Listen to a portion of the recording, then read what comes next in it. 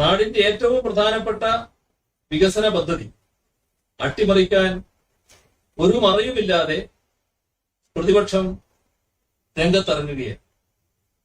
വ്യാജ പ്രചാരണമാണ് ഇതിനു വേണ്ടി നടത്തുന്നത്.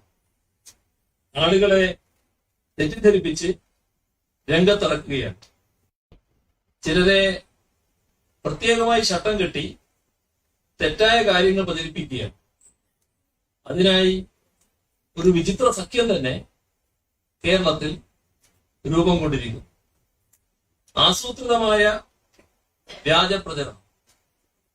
ദൗർഭാഗ്യവശാൽ അതിന് നേരായ കാര്യങ്ങൾ നാട്ടിലെത്തിക്കാൻ ബാധ്യതപ്പെട്ട ഏതാനും മാധ്യമങ്ങളും കൂട്ടുനിൽക്കും.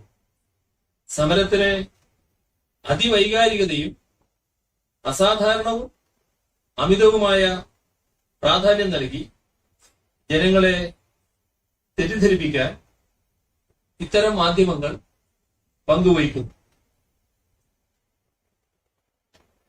ഇവിടെ ഇത്തരം കാര്യങ്ങൾ ഞങ്ങൾക്ക് പുതുമയുള്ളതല്ല.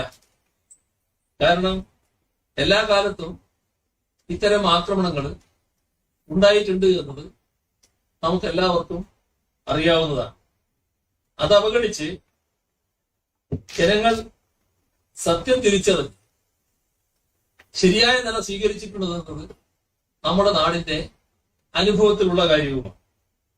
എന്നാലും ഒരു അഭ്യർത്ഥന ഞാൻ മുന്നോട്ട് വെക്കുകയാണ്.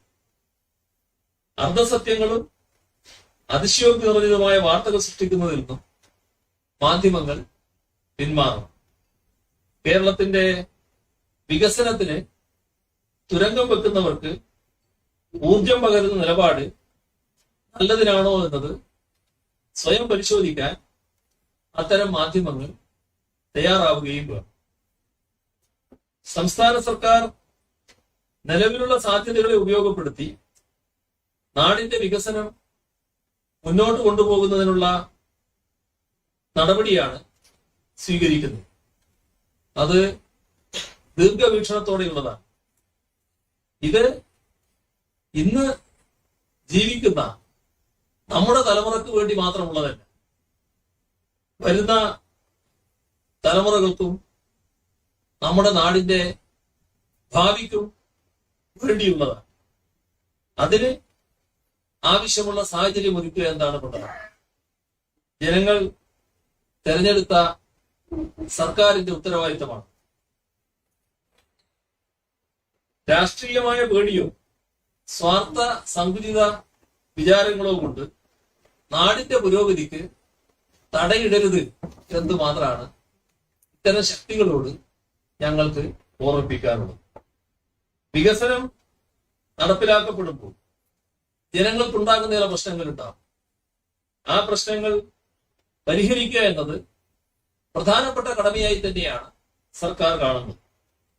അർഹതപ്പെട്ട നഷ്ടപരിഹാരം, കൃത്യമായ പുനരധിവാസം, ഇതെല്ലാം ഉറപ്പുവരുത്തിക്കൊണ്ടായിരിക്കും പദ്ധതി നടപ്പിലാക്കുക.